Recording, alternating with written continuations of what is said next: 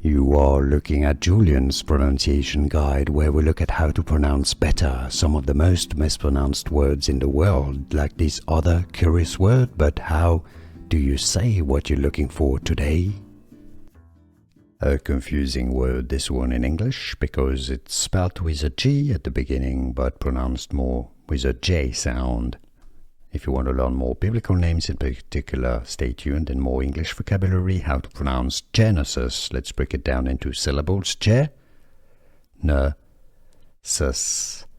Stress on the first syllable. Both British and American English pronunciations are similar here. Genesis.